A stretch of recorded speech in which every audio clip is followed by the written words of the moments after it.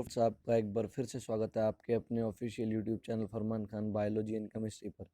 जैसा कि फ्रेंड्स आपको पता है, हम एग्रीकल्चर बायोलॉजी का 5th चैप्टर प्लांट पैथोलॉजी कर रहे हैं, जिसमें अभी तक हमारी पिछली वीडियो आ चुकी है जिसमें हमने क्या करा है, प्लांट पैथोलॉजी के बेसिक जो इंट्रोडक्शन है उसके बारे में पढ़ा। उसके बाद फिर हमने जो कुछ डेफिनेशंस पढ़ी, उसके बाद कुछ हमने क्या करे जो करेक्टरिस्टिक्स होते हैं या लक्षण होते हैं कवकों के, उनके बारे में पढ़ा। फिर हमने कवकों की संरचना देखी, कोशिका। फिर हमने कवकों की पोषण की विधियाँ डिस्कस की पिछली वीडियो में। और आज हम जो बात करने वाले हैं, आज का हमारा टॉपिक है कवकों का वर्गीकरण। कि कवक जो है उनको कहाँ रखा गया है ना, जीवों के अंदर किस जगत के अंदर क्या आते हैं, कवकों को रखा गया है। तो आज हम क्या करेंगे, क्लासिफिकेशन के बारे में पढ़ेंगे। तो चलिए शुरू करते हैं हमारी आज की वीडियो। मगर उससे पहले मैं आपको एक बात बता देना चाहता हूँ, अगर आप इस चैनल पर नए हैं तो इस चैनल को सब्सक्राइब कर लो यार, क्योंकि ये एकमात्र ऐसा प्लेटफॉर्म या एकमात्र ऐसा चैनल है इस पर आपको आरबीएससी एग्रीकल्चर और आरबीएससी केमिस्ट्री की वीडियोस डेली बाय डेली मिलती हैं। अब देखिए हमारा टॉपिक देखते हैं आज का, कवकों का वर्गीकरण। क्या नाम है फ्रेंड्स हमारे टॉपिक का, कवकों का वर्गीकरण या क्लासिफिकेशन ऑफ फंजाई। अब देखिए कि आपको, जैसा कि आप जानते हैं कि जो वर्गीकी का क्या है भाई, पिता है या फादर ऑफ टैक्सोनॉमी है, वो किसको बोलते हैं, लीनियस को बोलते हैं। किसको बोलते हैं, लीनियस को। लीनियस जो है उसको फादर ऑफ टैक्सोनॉमी बोलते हैं, क्योंकि लीनियस ने सबसे पहला वर्गीकरण किया था। लीनियस ने सबसे पहले क्या किया था, द्विजगत पद्धति दी थी। क्या दी थी, द्विजगत पद्धति। जैसे कि आप जानते हो, द्विजगत पद्धति में लीनियस ने क्या किया था, संपूर्ण जीवों को क्या करा था इसने, संपूर्ण जीवों को संपूर्ण जीवों को कितने भागों में बांट दिया, संपूर्ण जीवों को दो समूह के अंतर्गत क्या कर दिया भाई, बांट दिया। संपूर्ण जीवों को दो समूह के अंदर बांट दिया। एक तो था वर्ग, एक तो था जगत पादप, एक तो क्या था, जगत पादप, और एक जगत क्या था, जंतु। एक जगत क्या था, जंतु। तो संपूर्ण जीवों को दो जगतों के अंदर बांट दिया।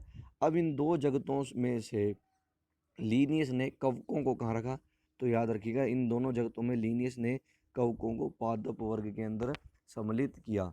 ठीक है ना। पहले लीनियस जो था उसने कवकों को पादप ही समझा था, तो उसने क्या करा, कवकों को पादप जगत के साथ रख दिया। तो आइए हम इस बात को पढ़ लेते हैं कि लीनियस के वर्गीकरण विज्ञान के जनक माने जाने वाले लीनियस ने कवकों को वनस्पति जगत में रखा। तो मैंने आपको बता दिया अभी 5 दो जगत थे, दो जगत में से पादप जगत के अंदर रखा। और ये क्वेश्चन भी फ्रेम हो सकता है आपसे कि मतलब कि वर्गी का पितामह या फादर ऑफ टैक्सोनॉमी किसे बोलते हैं, तो ये लीनियस को बोलते हैं, याद रखिए। अब देखिए एक और बात करते हैं, तो ये लीनियस ने कवकों को रखा पादप जगत में के अंदर। अब आपको एक बात और पता ही होगी कि लीनियस की द्विजगत पद्धति जो थी वो ज़्यादा टाइम चली नहीं थी। उसके बाद एक क्या आई थी, पद्धति आई थी जिसका नाम था पांच जगत पद्धति। क्या थी, पांच जगत पद्धति। पांच जगत पद्धति। और ये अब तक चली आ रही है पांच जगत पद्धति। ये काफ़ी लोकप्रिय पद्धति है। अब ये दी थी आपको, जैसा कि ध्यान हो, वही टेक करने। किसने दी थी, वही टेक करने। अब वही टेक करने क्या किया, जैसे लीनियस ने संपूर्ण जीवों को दो समूह में बांट दिया, ऐसे लीनियस ने संपूर्ण जीवों को 5 समूह में बांटा। कितने समूह में, 5। पहला था मोनेरा। पहला क्या था, मोनेरा। दूसरा क्या था भाई, दूसरा था आपका प्रोटिस्टा। दूसरा क्या था, प्रोटिस्टा। तीसरा क्या था, तीसरा था आपका कवक। चौथा क्या था आपका, पादप। चौथा क्या था आपका, पादप। और पांचवा आप क्या था जंतु। तो इन 5 समूहों के अंदर बांटा, मोनेरा, प्रोटिस्टा, कवक, पादप, जंतु। इन पांचों जगतों में से जो लीनियस ने कवकों को किस में रखा, कवक जगत के अंतर्गत रखा। किस जगत के अंदर रखा, कवक जगत के अंदर। ठीक है, तो ये आपको बात याद रखनी है। और ये भी याद रखना है कि 5 जगत पद्धति किसने दी थी। ठीक है, तो देखिए, लेकिन वर्ष 1969 में व्हिटेकर ने जीवित जीवों के लिए 5 जगत वर्गीकरण दिया हुआ कवकों को फंजाई जगत में या कवक जगत के अंदर रखा। ठीक है, तो ये आपको दो वैज्ञानिकों का बता दिया है कि लीनियस ने कहाँ रखा और व्हिटेकर ने कवकों को कहाँ रखा। अब हम एक बात करते हैं, देखिए एक वैज्ञानिक का नाम है पी.एस. कार्डो।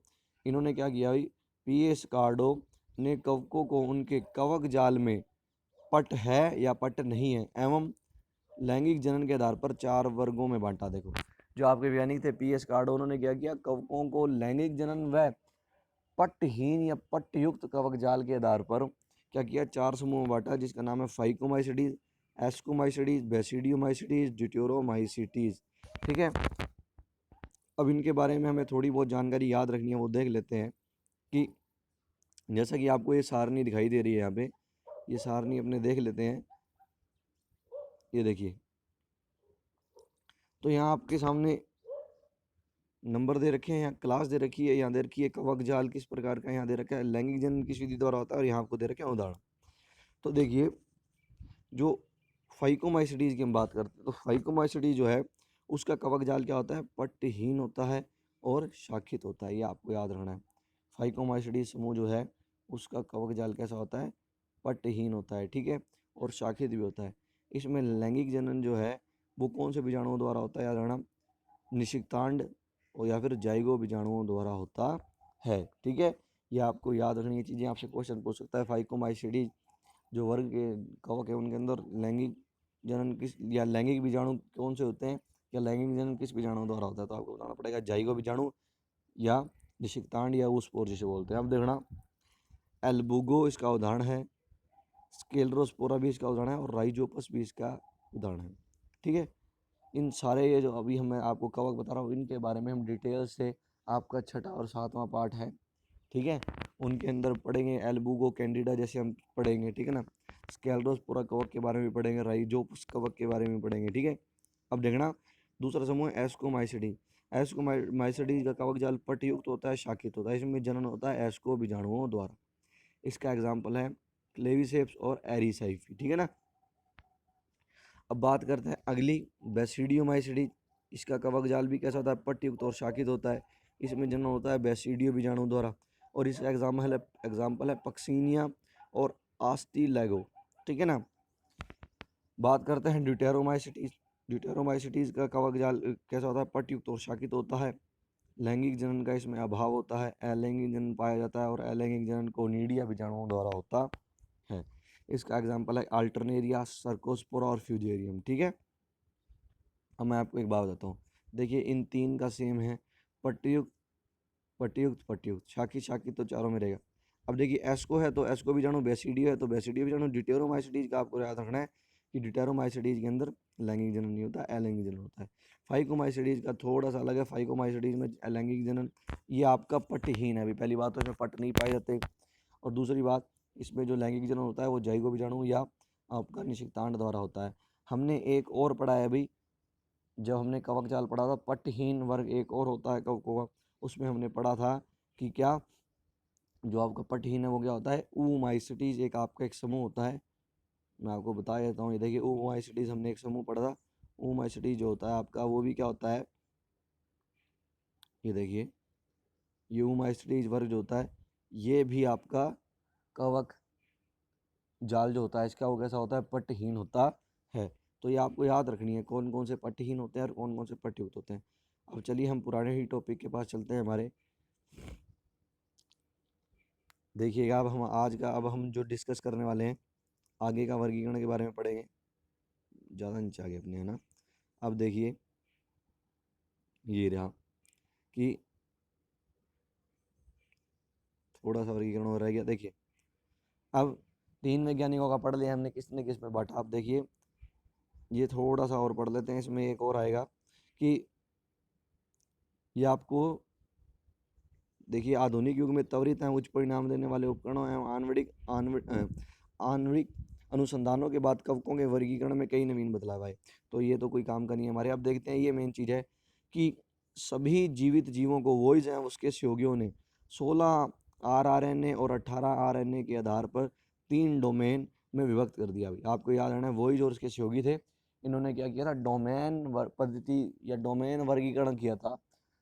ठीक है ना, डोमेन पद्धति जो थी वो किसने दी, वॉइज और इसके सहयोगियों ने दी थी। और आपको याद रखना है, संपूर्ण जीवों को 3 डोमेन के अंदर बांट दिया था। 3 डोमेन के नाम मैं आपको बता देता हूँ। एक तो डोमेन था आर्किया, एक डोमेन था बैक्टीरिया, और एक डोमेन था यूकैरिया। ठीक है ना, एक कौन कौन सा डोमेन था, एक तो था आपका आर्किया, आर्किया, दूसरा कौन सा था, दूसरा था बैक्टीरिया, बैक्टीरिया, और तीसरा आपका था यूकैरिया। ठीक है, अब देखिए ये 3 डोमेन थे, ये डोमेन पत्ती दी थी आपके वॉइस और इसके सहयोगियों ने।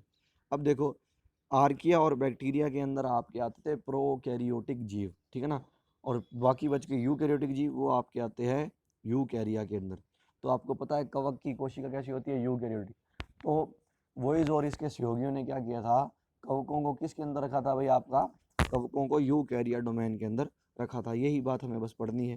तो देखिए कि सभी जीवों को वही जो उसके सहयोगियों ने क्या किया, 3 डोमेन में बांटा, आर्किया, बैक्टीरिया, यूकैरिया में विभक्त करा।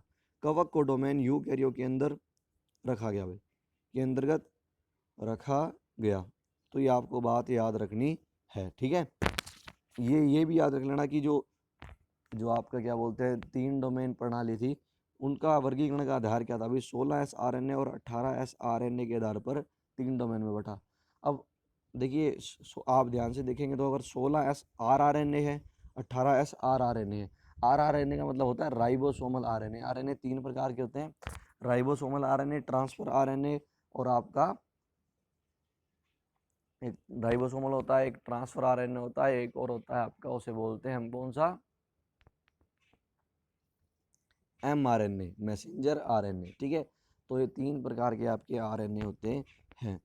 अब देखिए नीचे कुछ बेसिक बातें दे रखी हैं, ये आपको उदाहरण के तौर मतलब ये बस याद ही रखना है, इससे कोई क्वेश्चन नहीं आएगा, क्योंकि ये सिर्फ एक डेटा दे रखा है कि क्रिक एवरेज के सहयोगियों ने कवकों का नवीन वर्गीकरण प्रस्तुत किया था, जो इस नाम की किताब के अंदर प्रस्तुत है, एस्वर्थ एंड बिस्बीज डिक्शनरी ऑफ फंजाई, इसके अंदर है, इसके 10वें संस्करण के अंदर है, और इसके बारे में आप उच्च कक्षा में पढ़ेंगे। तो ये बस बेसिक एक बात बता के छोड़ रखी है। अब देखिए इंपॉर्टेंट क्वेश्चन यहाँ से बनता है।